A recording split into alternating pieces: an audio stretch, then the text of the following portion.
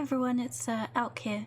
So it's snowing here in the UK, and even though it's no longer Christmas and Snowy Escape isn't new anymore, I just decided that I wanted to build a cabin, a little cabin that would look really nice in the snow. As you can see, my game is not snowing, but I think in the winter in the snow it would just be really cute. And I was just inspired by looking at really tiny houses. I really love building tiny houses. I love all the effects that come with a micro home. I think they're great. So yeah, this is my speed build of a really cute, cozy, wintry cabin in the woods.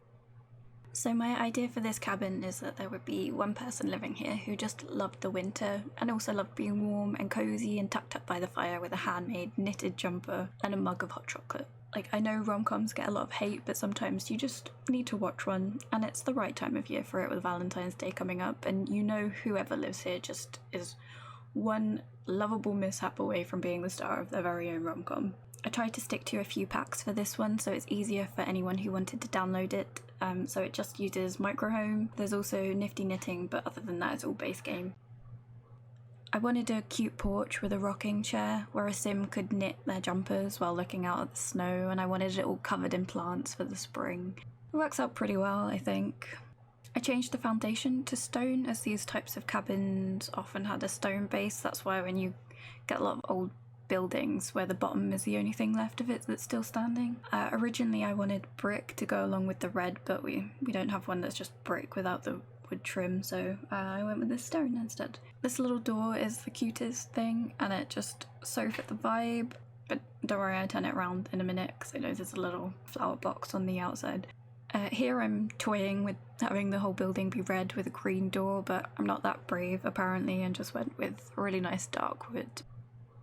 I wanted some dormer windows, and if this were a real building then you could probably live in the upstairs space. You could probably have a bedroom in the loft or the attic, but with the microhome tiles and just how the roofing works in The Sims in general, it didn't seem worth the hassle for this cabin. Looking at it, the windows just seemed really tall, and so the roof had to be really tall as well, but I think it works. Somehow, just maybe. I really do wish you could put roof tiles on half walls in The Sims, but not yet, apparently. Maybe in The Sims 5, though considering it took us this long to get platforms. You never know.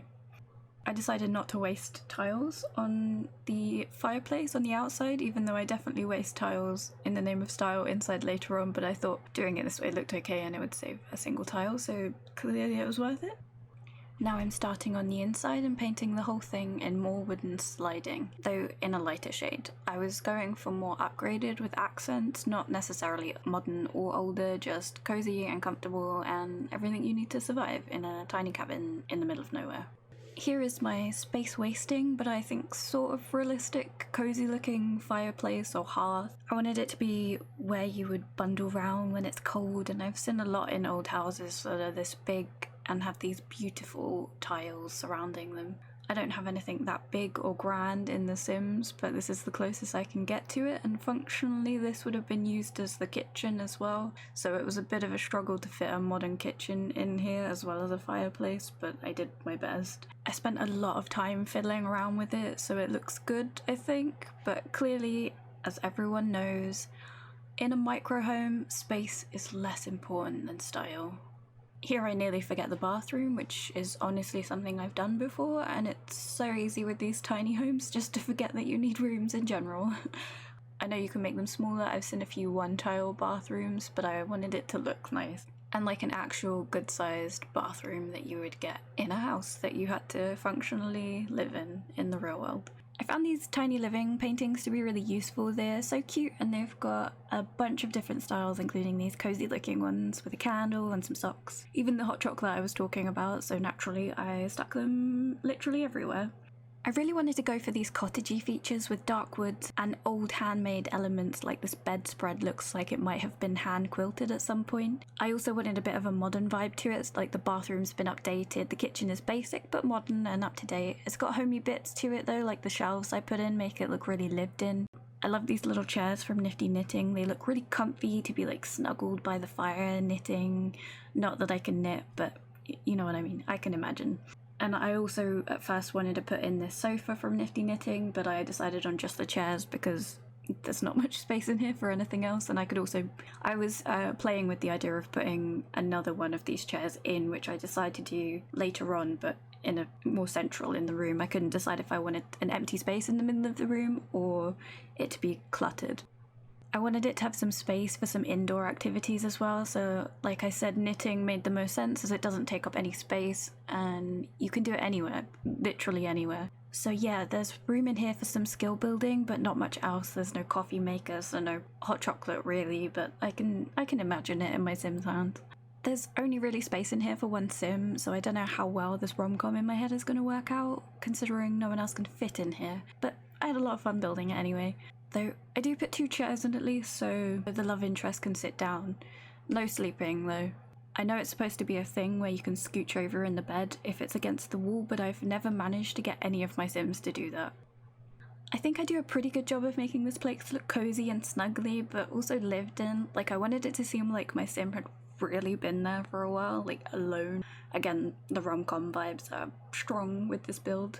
I think these 2 stuff packs do a really good job of making it look cozy and lived in. And I think the Sims have gotten better with their stuff packs, making it more meaningful recently, so you want to buy them. Like, Microhomes has a purpose. It's actually my favourite and most used stuff pack. But in general, there are more skills in the more recent ones. Even Paranormal has more stuff to do in it, even if it's not my type of gameplay. Either way, they're definitely better more recently than, say, My First Pet stuff, which is objectively the worst. Maybe Machino stuff. Anywhere The Sims is collaborating and not doing its own thing kind of falls flat. Star Wars, anyone? Here I just start going on a plant placing rampage. I love the hanging plants you could get with Nifty Knitting, and I also just thought it would look great in the spring with all the potted plants coming through on the porch and by the entrance. And even though there's no space in here, I just have to have greenery indoors because it just makes it look so much better. Otherwise the place just looks incomplete. I may have gone a bit overboard, but this person clearly works from home or is self-sufficient up here or isolated, so this place is just full of things and plants and stuff they've just placed everywhere. They live alone, so who's gonna judge them for it? For the garden again, I just wanted somewhere cozy, probably not usable in winter, but really nice in the spring when all the flowers start blossoming again. I put in these big fences at the front to hide the back and the bins, or the trash can. But also found some of the smaller, more rustic fences that suit the surroundings. We're in Windenburg, by the way, near the old houses and the lake, and I just think it's so beautiful over here in all of the seasons, but I really like it when it snows over this bit too. I know it's not too isolated or up in the mountains, but if you just imagine there are no other houses around, it could be. I used debug a little bit for some of the outside plants because I feel like they would just come with the lot anyways, and I just wanted to keep the price down. The budget isn't too out of the starter budget, it's about 25,000, but most of it is just clutter that could be trimmed out.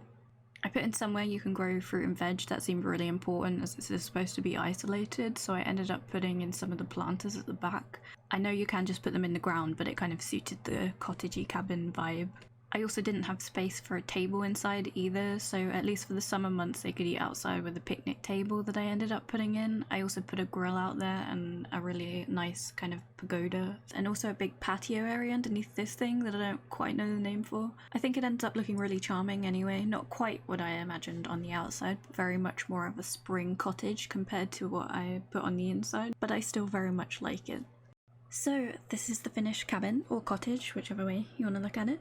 I think it would look really nice in any season, and I put a bunch of lights, but I cut that bit out of the video. I didn't think you'd want to see me struggle with that for ages, but there are some skill building items in here. I think I also put a woodworking bench in because it fit the theme, but the knitting stuff is all in there too. I put this on the gallery if anyone wants to download it. It cost 25,859 simoleons. It's 1 bed and 1 bath, and yeah, I really like it. I think it turned out really well and pretty close to the image I had in my head. Perfect for your single Sims and those looking to have a meet cute in a library somewhere after dropping all of their books onto the feet of their crush. Anyway, happy Valentines to those who are celebrating, and let us know what you think in the comments down below. Also let me know what your favourite stuff pack is and what you'd like to see either one of us build next. Like, comment and all that YouTube stuff, and we'll see you in the next video.